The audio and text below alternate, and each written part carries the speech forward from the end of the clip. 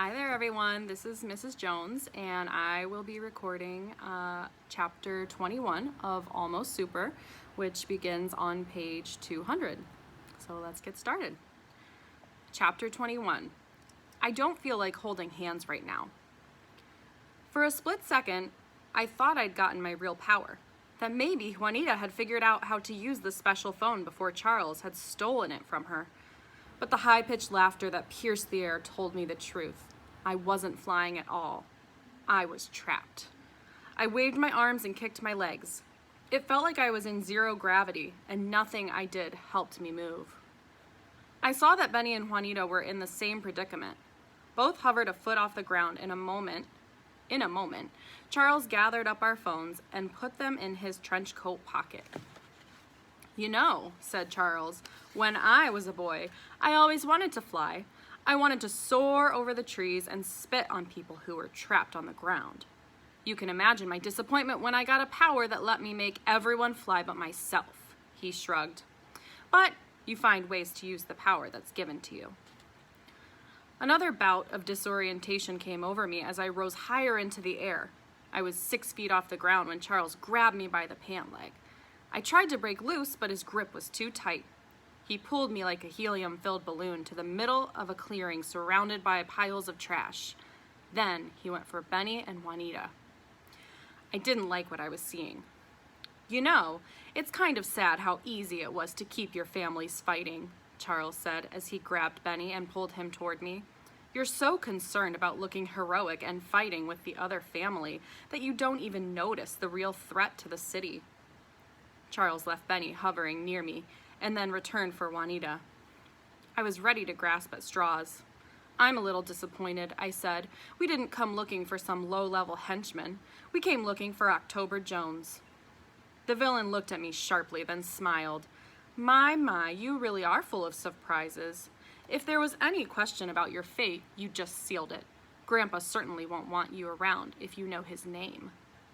Grandpa, October Jones, leader of the Jones family, at least in Split Rock. My stomach filled with ice. Charles left Juanita hovering by Benny and me. "Why are you bothering with 3 kids who don't even have real superpowers?" Juanita asked. I thought I heard a hint of fear in her voice. "Actually, you're much more dangerous than you think," Charles said. "Oh, sure, your powers are worthless, but Grandpa has gone to great lengths to make sure that Baileys and Johnsons don't start talking to each other. You could ruin everything." "Talking?" Juanita said.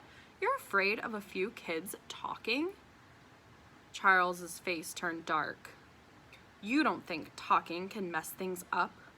We had a wonderful surprise plan for tonight. Right now, every superhero in the city should have been in the stadium." His face became dark.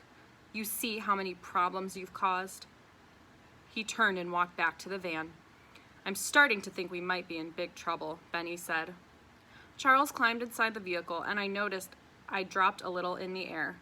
I wondered how much concentration it took to keep the 3 of us hovering. The henchman returned. "Now I get to show you what happens when you go snooping around in the Jones family business." He pulled something from inside his coat pocket.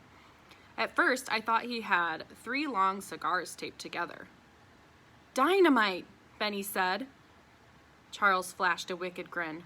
"Grandpa likes it when I'm thorough, and of course I like big bangs, so it's a win-win."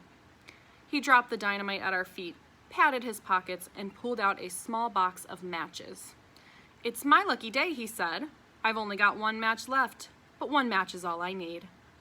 For a split second, I had the wild idea that I would use my power to save the day. Charles had a match. I had a power that let me strike matches on polyester. Somehow everything would work out in the end. But my power helped light matches, and more than anything on earth, I didn't want that match to burn. My mind raced, but I couldn't think fast enough. Charles kneeled next to the pile, striking the match on the side of the box. His face glowed as the match flared. I heard a noise off to my right, and the match went out. "What the?" Charles said. "Why is my hand wet?" He looked up at Juanita. "Did you just spit at me?"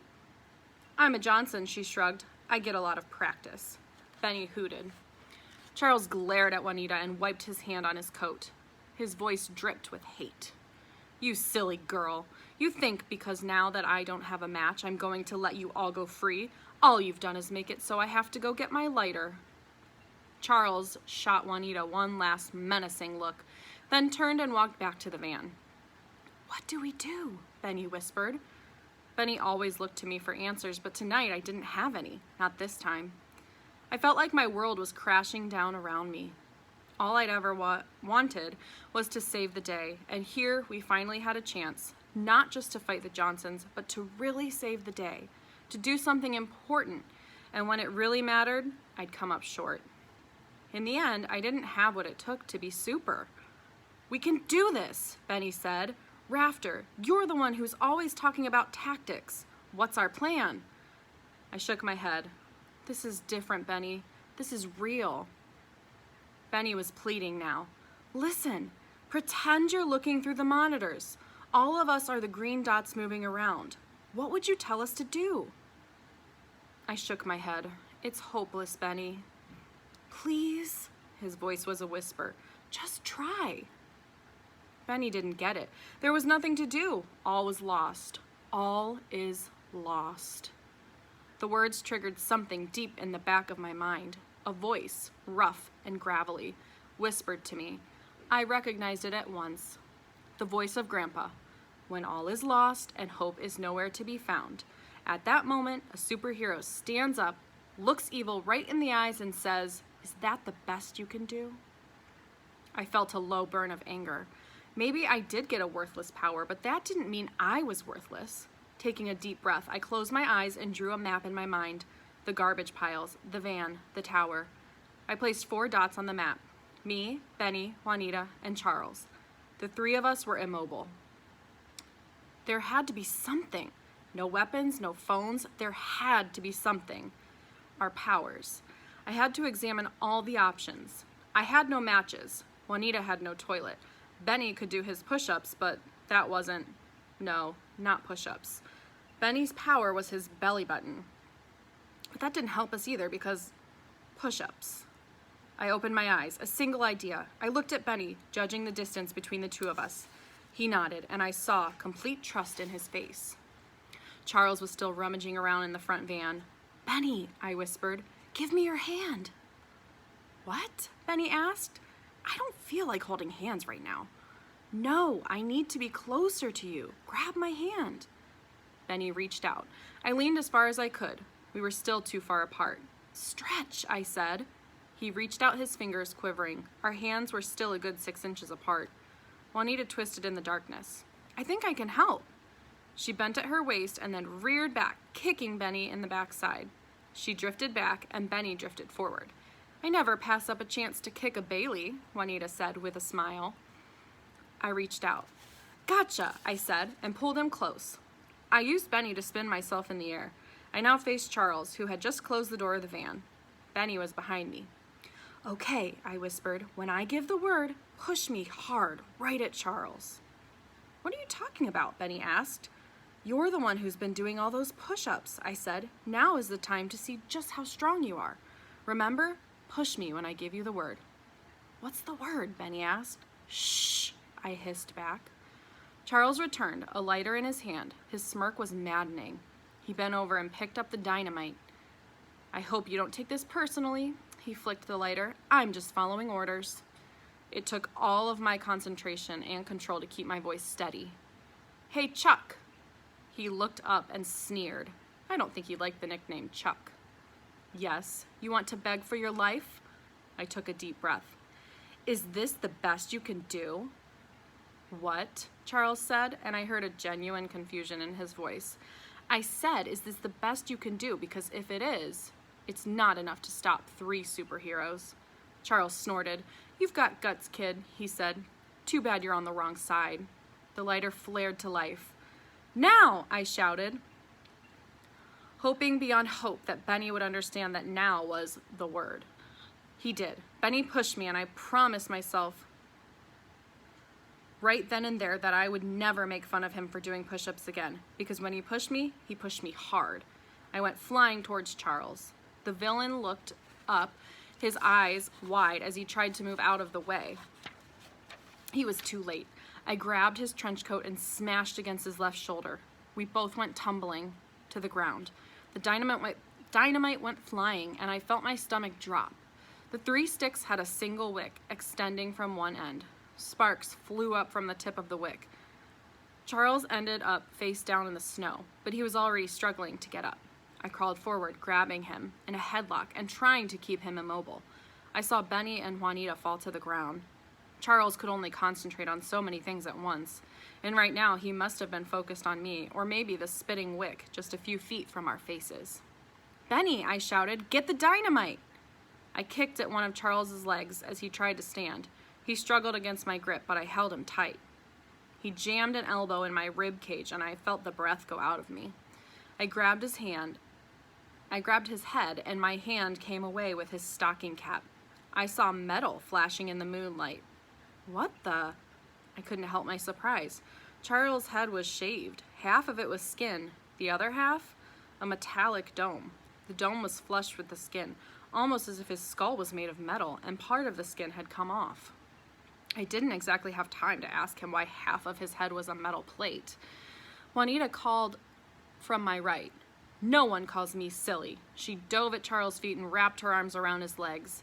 He kicked with his heavy boots, but Juanita hung on for dear life. It reminded me of a cowboy riding a bull.